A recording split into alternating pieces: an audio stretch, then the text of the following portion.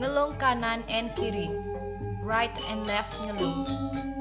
This is a flowing body movement based on the basic Agam pose.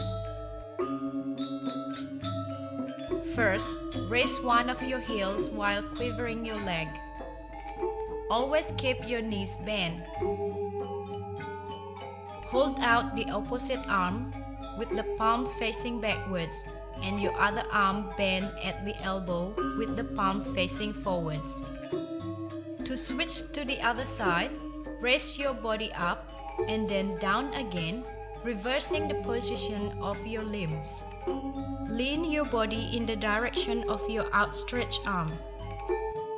Raise your body up and down, raise your body up and down.